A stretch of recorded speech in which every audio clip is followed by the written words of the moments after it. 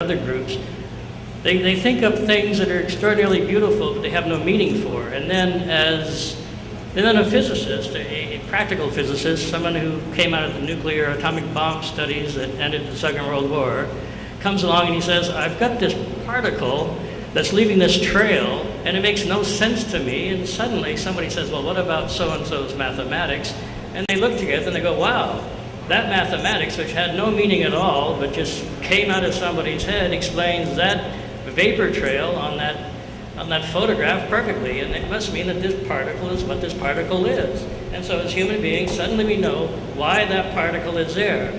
So another aspect of turn me down, please. Thank you. Now, I want me turned down until I don't hear the echo anymore. Much better. Now, in this evolution of mathematics, in this evolution of theoretical physics, we've gone way beyond 3 dimensions. My understanding is we're at 10.5 dimensions now in terms of mathematical subsets and manipulations that can explain phenomena which can be seen by equipment, which is very esoteric.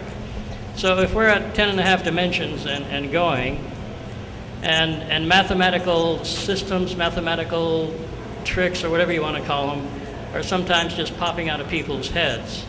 My question is, when is a theoretical physicist and an applied physicist going to get together and they're going to say, well, this group of mathematics, when applied to this string theory, because we're at the level of string theory, this group of mathematics applied to this measurable phenomena, which we can explain in terms of mathematics that defines string theory, seems to respond to our thinking.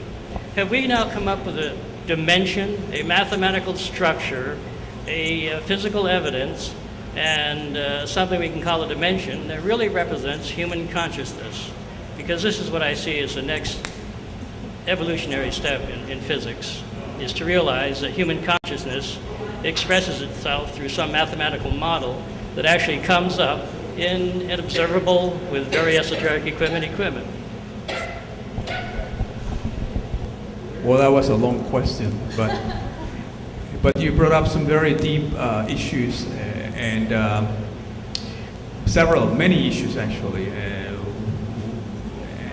I can make some comments about some of them. And first, there's the issue I think of there is this mathematics. I already had alluded. I guess you mentioned that perhaps because of what I said, to this fact that mathematicians often have created math that was used later by physicists. I mean, that seems to happen all the time. I think that my particular opinion is I think it has to do with the fact that that's just the way the brain, math didn't start from heaven. I mean, that started from scratch, okay, thousands of years ago. And so it came through the senses to this very elaborate building, that we have called pure math. But it has even number theory. Number theory is at the base of fundamental mathematics, and number theory has to do with counting, with the fingers. So these things are very primitive, and I think the structure of our brain sort of, represents some of that. So, and eventually the physicists are finding that the description of the microphysics, and which in the end really is pointing to the description of the origin of the universe, et cetera, et cetera. I'm not necessarily surprised that these two, the math and physics, are connecting at that level.